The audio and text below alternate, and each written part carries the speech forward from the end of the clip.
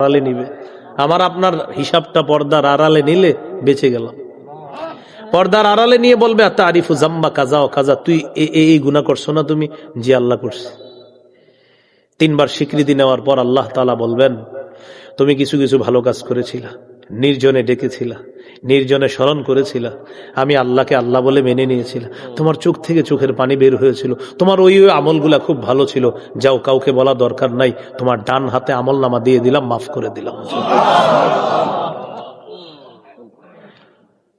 আল্লাহর সাথে একটু সম্পর্ক করার চেষ্টা করেন, আল্লাহ তৌফিক দান করেন। 7 নাম্বার, রাজুলুন তাসাদ্দাকা আখফা হাত্তা লা তা'লামা শিমালুহু মা তুনফিকু ইয়ামিনুহু। কোন ব্যক্তির ডান হাত ইখলাসের সাথে কি দান করে বাম হাত তা জানে না, এই ব্যক্তিকে আল্লাহ তাআলা কিয়ামতের ময়দানে তার ছায়া, কুদরতি ছায়া আল্লাহ জায়গা দিয়ে দিবেন। তো আমার এই লম্বা হাদিসের মূল উদ্দেশ্য এটা, নির্জনে আল্লাহকে স্মরণ করে চোখে পানি আনার চেষ্টা করা। তাহলে 2টা আলোচনা আজকে আমরা জানলাম, একটা দয়ার কান্না আর একটা হলো ভয়ের কান্না। বলেন, একটা দয়ার আর একটা কিসের? ভয়ের কান্না। এই 2 কান্না আমরা যেন অর্জন করতে পারি, বিশেষ করে ভয়ের কান্নাটা, আল্লাহর ভয়, জাহান্নামের ভয়। আল্লাহ তৌফিক দান করেন। হ্যাঁ, 9:30 পর্যন্ত থাকার কথা ছিল, নাকি 9:30 পর্যন্ত ছিল, তারপরে 15 মিনিট বেশি হয়ে গেছে। আলহামদুলিল্লাহ, আল্লাহ তাআলা আমাদের সকলকে যে কথাগুলা বললাম শুনলাম আমল করার তৌফিক দান করেন। ভাই, আমার সাথে একটু ওয়াদা করেন, গুনাহের স্মরণ নির্জনে করবো তো ইনশাআল্লাহ? কাউকে বলা দরকার নেই, শুধু আল্লাহকে বলবেন, আল্লাহ আমার গুনাহের শেষ নাই, মাবুদ আপনার রহমতেরও তো শেষ নাই। এইভাবে বলবেন, আল্লাহ আপনার রহমতের কাছে আমার পাহাড় পরিমাণ গুনাহ কিচ্ছু না।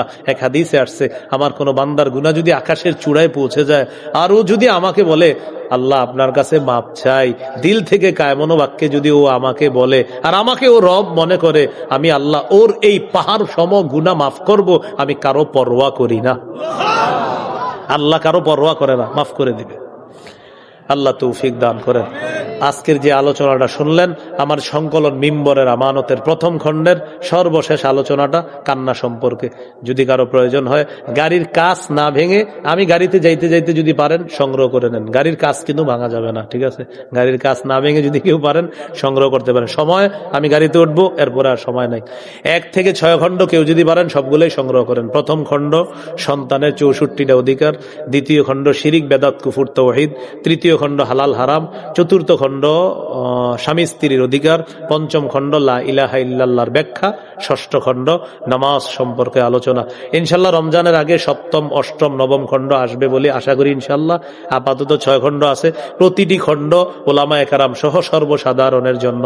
নিজেরা পড়েন, সন্তানদেরকে পড়ার জন্য উৎসাহিত করেন।